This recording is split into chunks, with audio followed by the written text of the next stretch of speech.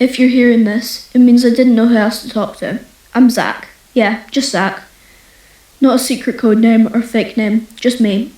You'd probably laugh if you saw me right now. Green shoes, yellow Adidas stripes, scuffed like they've seen too many late nights, shoulder-length brown hair that I swear has a mind of its own. You know, the usual. I tried writing this down first, but words on paper felt heavier, like someone else might pick them up and read everything I'm too scared to say out loud. So this is just my voice and some static, and whatever's left of the night. They interrupted the broadcast again tonight. Same alert tone, same careful wording. They never explained where it happened, just nearby. Like that makes it any safer. I keep thinking about you when that sound comes on. Wondering if you hear it too. Wondering if you turn the volume down, or listen closer like I do. You asked me once why I always double check the locks. I laughed off. Said I watched too many horror movies. That wasn't the truth. The truth was harder to explain without sounding afraid. They're calling it a monster now, not officially, just in whispered rumours.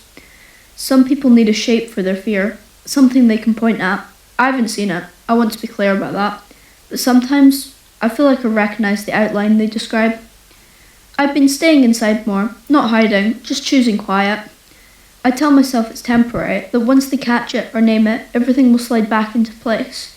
But the nights feel longer lately, and sleep doesn't come easy. I keep replaying our last conversation, not the words, the pauses between them, the way you waited for me to say something I never did. You deserved honesty. I gave you distance instead. They say the attacks don't follow a pattern. Different streets, different times, different people. That should make it easier to breathe, but it doesn't, because if there's no pattern, then anyone could be next. I know I've been hard to reach, that part is my fault. I needed to be sure whatever's happening out there doesn't bleed into you, into us. You've always been good at seeing the best in things, even when you shouldn't, especially then. I don't want to be another thing you have to explain away, another risk you pretend isn't real. They say the monster doesn't hesitate, doesn't think, doesn't feel. I hope they're right, because if it could remember small human things like names or laughter, or the way someone leans in when they trust you. No, that's not helpful.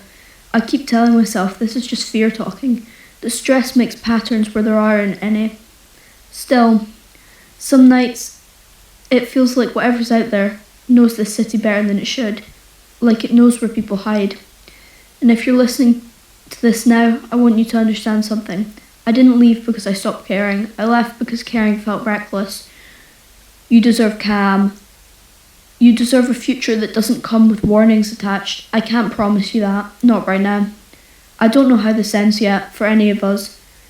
But if things make sense later, if the pieces line up in a way they don't tonight, just remember this. Everything I did was meant to keep you untouched by whatever this is.